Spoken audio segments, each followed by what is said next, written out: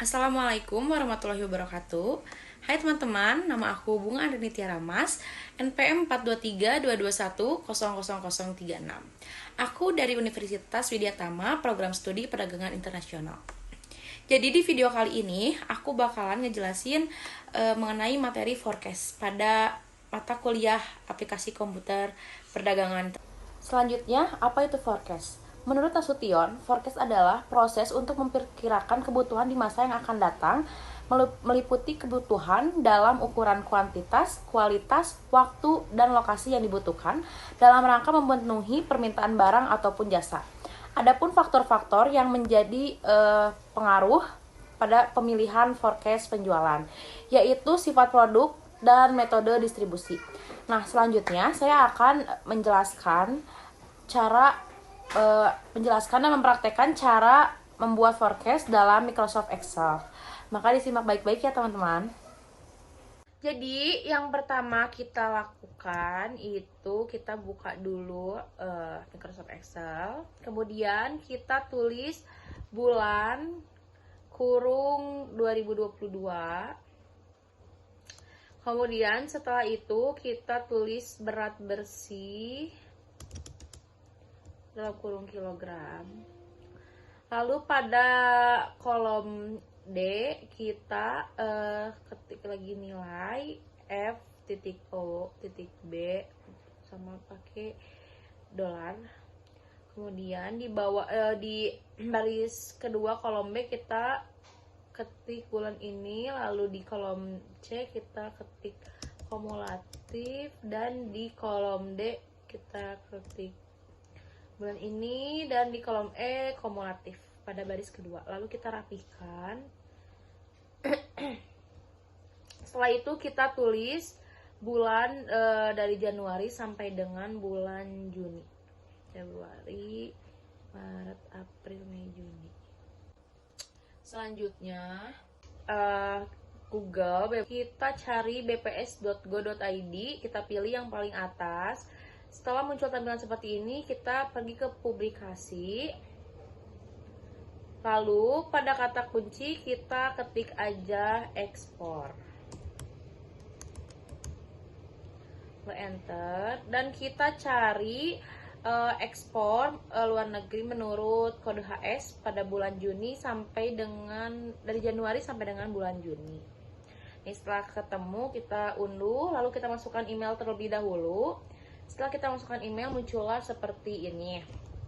Kemudian kita cari data yang akan kita pakai, atau kita gunakan.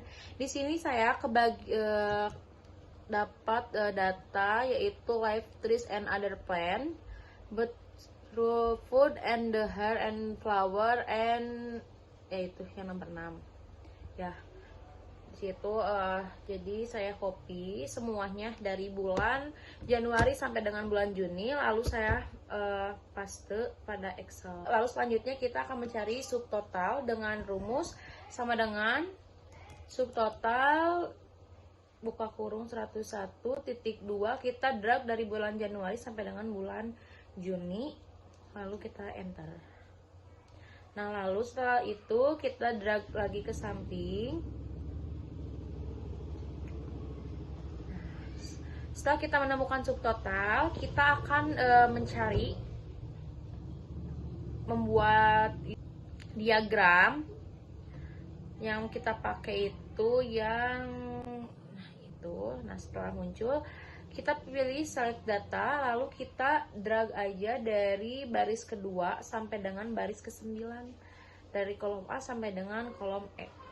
Setelah itu kita enter dan muncul diagram seperti di atas itu, lalu kita rapihkan. Nah, setelah kita akan menuliskan bulan Juli sampai dengan bulan Desember. Lalu kita akan mencari berat bersih dan kumulatif pada bulan-bulan tersebut.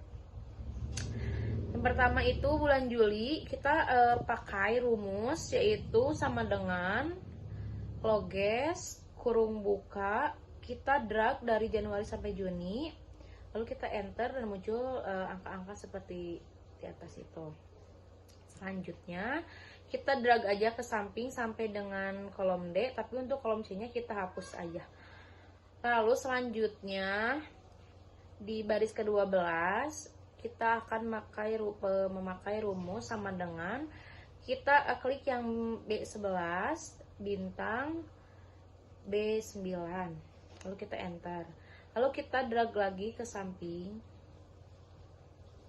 Nah, setelah drag ke samping kita akan mencari kumulatif, yaitu dengan rumus sama dengan kita klik yang baris 12 kolom B tambah dengan yang bulan Juni baris 9 kolom C, kita enter. Lalu di kolom E kita lakukan hal yang sama, kita klik D12 ditambah dengan E9, kita enter. Nah, selanjutnya untuk di bulan-bulan selanjutnya kita juga masih menggunakan rumus yang sama dan cara yang sama seperti sebelumnya. Kita drag Januari sampai Juni, cuman bedanya kita ditambah-tambahkan juga sama bulan-bulan sebelumnya, bulan tambahan sebelumnya. Nah, setelah muncul semua data-data, lalu kita akan copy paste. Kita copy terlebih dahulu, lalu kita paste di bawahnya, kita pilih paste option. Nah, setelah itu kita akan menambahkan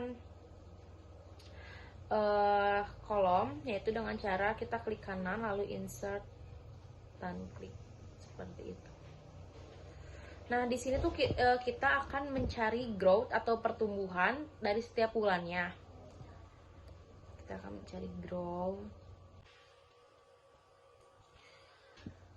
Lalu kita akan mencari growth itu mulai bulan Februari dengan rumus sama dengan kita klik yang bulan Februari, berat bersih bulan Februari, garis miring berat bersih bulan Januari, -1, lalu kita desimalkan.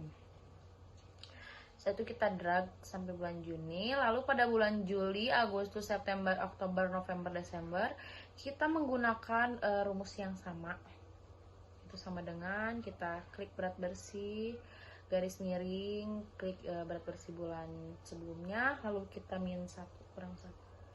Kita lakukan di semua bulan, dan jangan lupa juga kita desimalkan semuanya.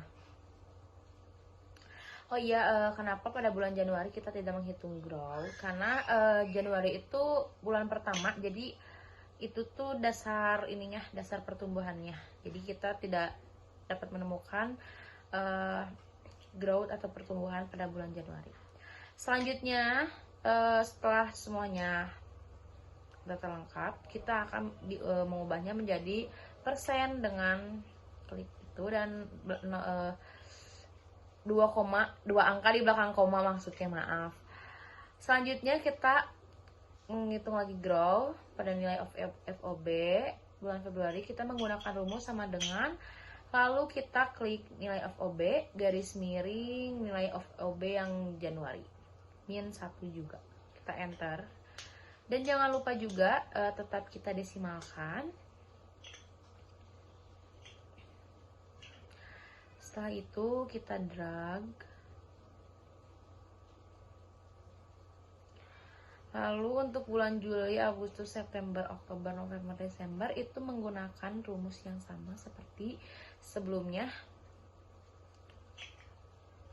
Nah, setelah semua datanya selesai, kita ganti ke persen lagi dan kasih 2 angka di belakang koma. Nah, selanjutnya sebelum kita membuat grafik atau diagram, kita copy terlebih dahulu data tadi, lalu kita pilih yang paste option, itu yang angka itu, kita kasih tabel lagi.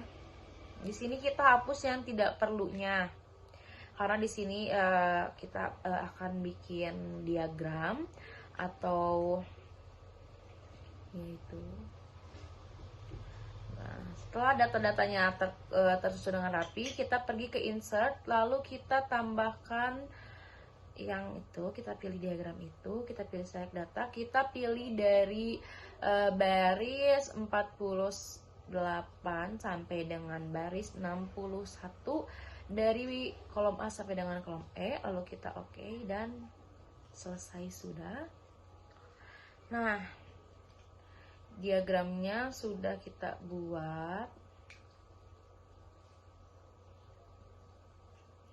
Nah, selesai sudah praktek pada materi forecast. Jadi ini tuh hasil akhirnya, kita dapat diagram dari bulan Januari sampai Juni, dan kita juga dapat diagram dari bulan Januari sampai dengan bulan Desember. Juga kita mengetahui persentase pertumbuhan pada setiap bulannya. Mungkin cukup sekian penjelasan dari saya. Mohon maaf apabila ada kesalahan kata. Wabillahi taufiq wal hidayah. Wassalamualaikum warahmatullahi wabarakatuh.